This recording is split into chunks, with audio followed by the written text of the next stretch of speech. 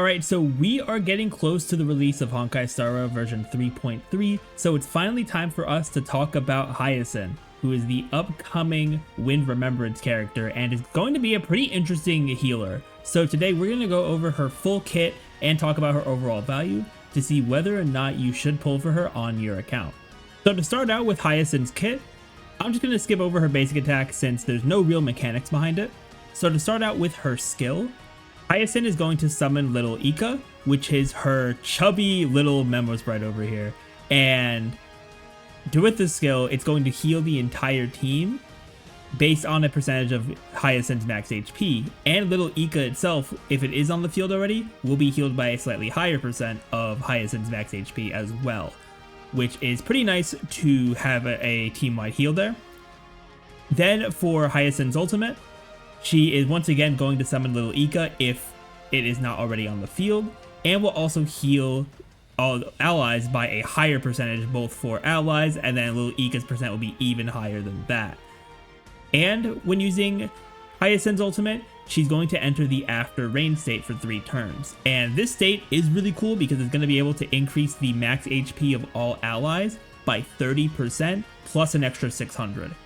And this is going to be very good, especially for characters that like to drain HP and get benefits from draining certain amounts of HP. So characters like Maide and Casterus are going to like Hyacine a lot for this after rain state. Then for Hyacine's talent, it does give a little bit of the base stats here for Little Ika. So Little Ika is going to have 50% of Hyacine's max HP as its own HP. So yeah, whatever half of Hyacine's max HP is, you're going to have that for Little Ika. And when we get into Little Ika's Memo Sprite talents, you're going to see why the HP on Little Ika is actually going to be very important. And additionally, whenever Hyacine or Little Ika provide any kind of healing, Little Ika will get an 80% damage buff for 2 turns, and this can stack up to 3 times, which gives Little Ika a little bit extra when it does its turns, but it honestly isn't something you should be really too focused on, considering that your main reason for having Hyacine on the team is going to be to heal the party, and so DPSs, especially those HP draining DPSs, can get even more damage in. Then for Hyacine's technique, when you start battle after using her technique, she's going to heal the entire team by 30% of her max HP plus an additional 600, and is also going to increase the max HP of all allies by 20% for 2 turns, which is pretty solid to have the HP boost right away, which should help you for those HP draining characters to get faster ultimates. But if you are just like low on HP for whatever reason, when you're going in, maybe in like Simulated Universe or Divergent Universe, this can be good to get you a little bit of start of battle healing. So now that we've talked about Hyacine's main kit, let's talk about Little Ika. So Little Ika just has 1 Memo Sprite skill, and this skill will deal AoE wind damage, and this amount will be equal to 20% of the total healing done by Hyacine and Little Ika. So the more healing you do with them, the more damage you're going to be able to do. And this is going to work really well when we look at the Memo Sprite talent as well, because Little Ika is actually able to heal very frequently. And anytime you use the Memo Sprite skill, it's going to clear 50% of this healing tally. So it is important to get a lot of healing, but that is going to be very easy to do. So Little Ika has 3 different Memo Sprite talents. The first and honestly most important one is Take Sky in Hand. In this talent, it shows that Little Ika's speed is equal to 0, and Little Ika is not actually going to be on the action order. So you're not going to see Little Ika, approaching their turn or anything like that. So there is going to be other criteria for Little Ika to be able to use its Memo Sprite skill. Additionally, Little Ika is also immune to any debuffs, which is really good for a healing style character, because then you don't have to worry about any of your abilities being blocked from you being able to use them. So that is going to be very good for Little Ika. Now, when it comes to its healing, anytime any ally has their HP reduced and their turn starts or they take an action, basically any time at all in battle, Little Ika will be able to consume a percent of its HP to heal that ally based on a percentage of Hyacine's max HP. So while it may seem like a smaller amount of healing, if you have a good amount of HP on Hyacine and are able to you use this consistently with characters, especially those HP draining characters, you're going to get a lot of healing in for these characters, and that's going to help them stay alive. I'm thinking, especially for like Castorus and Maide. For Maide, it'll be towards himself, but for someone like Castorus, who's draining HP from the entire team, you're going to get a lot of healing very fast from this because every ally is losing HP, so they will be able to get the extra healing. And whenever Hyacine is in the after range state, Little Ika gains an extra turn whenever Hyacine uses an ability. So because of this, you only will see Little Ika act upon Hyacine being in the after range state. So if you have any kind of downtime, then you won't be seeing any action from Little Ika, which means you can build up that healing tally more. But even without that, because of how much and how consistently Little Ika can heal, as well as with Hyacine's skill and ultimate, you are going to get a very strong amount of healing for the entire team. And whenever Little Ika triggers that healing effect on the Memo Sprite talent, you are going to be able to actually double the amount of healing as well, which works out even better for those HP drain characters. That way you'll be able to heal up a lot faster with them. And anytime Little Ika uses an ability, the effects of all continuous buffs will decrease by 1 turn, well, for both buffs and debuffs. So that will be pretty good as well on the debuff side, and it is something to keep in mind there as well. The next Memo Sprite talent is Soar Unto the Sunlight. So with this one, Hyacine is going to gain extra energy anytime Little Ika is summoned. The first time in battle where Little Ika is summoned, Hyacine's going to gain 30 energy, which is a pretty solid amount. And then any time thereafter in the same battle, it's going to be 15 energy gain, which is still nice, but we'll see how much exactly she'll be able to get from this. But the 30 energy at the beginning is going to be very good to get into the after raid state as soon as possible, because that's going to really benefit a lot of team comps. And then the final Memo Sprite talent here is Fall Then Take Wing. This one simply just gives Hyacine a 30% action forward anytime Little Ika disappears from the field, which is pretty nice to be able to get Little Ika back on the field and start building up that healing meter even more. So those are all of the Memo Sprite abilities. So now let's talk about Hyacine's traces. So for the Ascension 2 trace, Hyacine and Little Ika get 100% crit rate. So if for whatever reason you were building them with crit, you don't need to build any crit rate, but that just means every attack they do will crit, which will be nice for Little Ika's extra attacks to give it a little bit of extra damage. But again, I don't think it's anything you should really be too concerned with. Then also, Hyacine and Little Ika will also get 25% extra outgoing healing towards any allies that have less than half of their HP available, which is really nice to give even more healing and build up that tally even more as well. Then for the Ascension 4 trace, Hyacine will get a 50% effect res buff, and both her skill and ultimate will also cleanse all allies. So that is also really good to not only give them the nice healing, but also to get rid of any debuffs on them. So another extra utility for both her skill and ultimate there.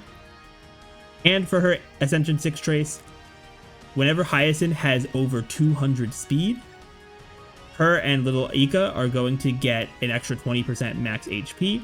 And for every 1 speed you have above 200, their outgoing healing is going to increase by 1%. And this can go all the way up to a max of 200% additional outgoing healing, which outside of buffs is obviously impossible because that would be 400 speed. But if you're able to get her above that 200 speed threshold, you're going to be able to get some extra outgoing healing, which is also going to be very good. And lastly, for her core kit, we have the stat traces, which are going to give her 14 speed, 18% effect res, and 10% HP, which are really good for her kit. They're all going to help her a lot, especially the speed there, to be able to get up to that cap of at least 200. So that is everything for the base kit. So now let's move on into her Eidolons. So starting with her E1, the max HP boost from the after rain state is increased by 50%, which is going to be a pretty solid HP buff there.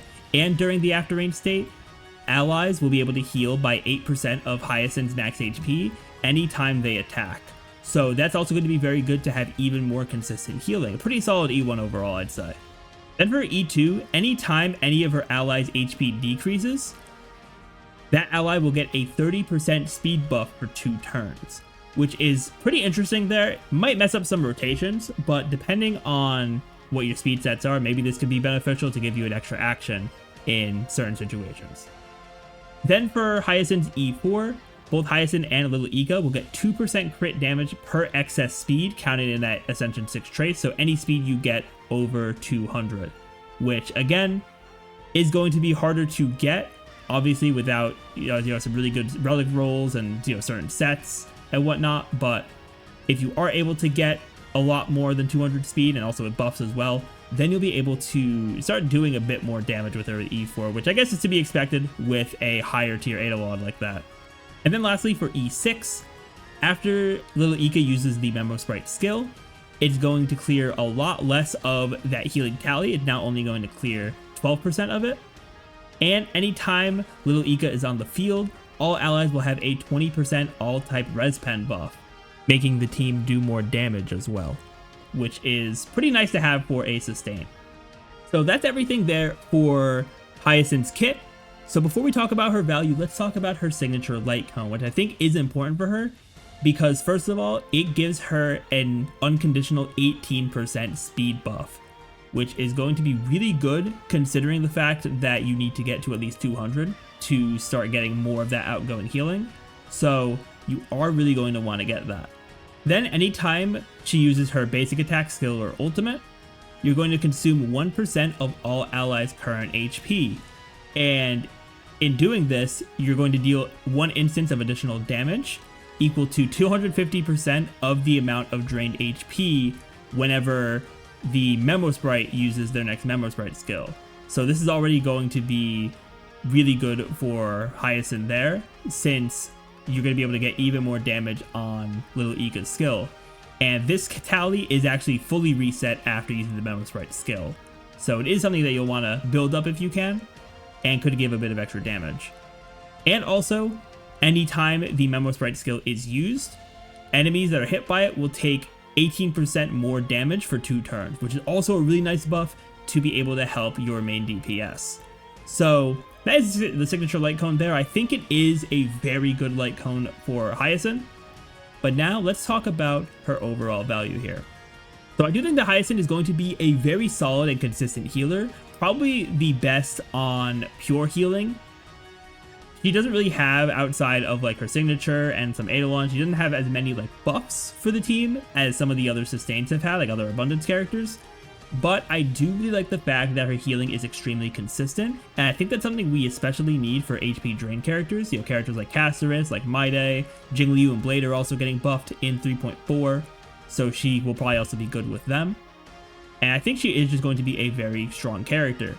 But the one thing to keep in mind with her is that she does want a lot of speed, because not only is speed just good on sustained in general, but also to be able to get that extra outgoing healing so that you're able to heal the team a lot more effectively.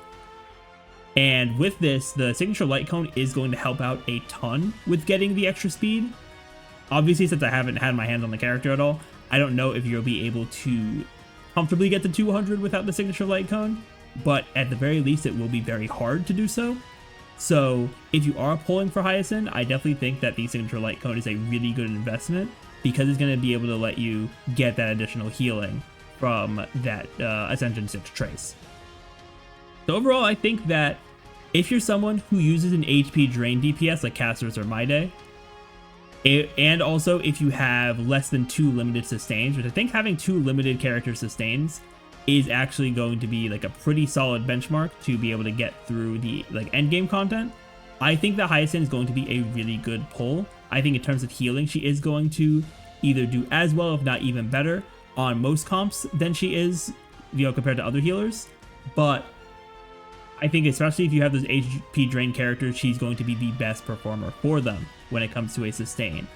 But if you're someone who already has several other limited sustains, or if you're not really using those HP drain DPSs, then while she is good, if you're already good on sustains, you don't really need to pull her right now. But I can also see her as a kind of character that people may not pull for right now, but as the game progresses, you may see her value later and want to pull on her rerun banner.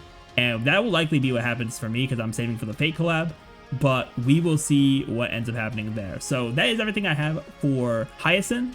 Let me know in the comments below what you all think. But with that, everyone, thank you all so much for watching. If you enjoyed and want to see more content from me, be sure to hit that subscribe button. But with that, everyone, I will see you all next time.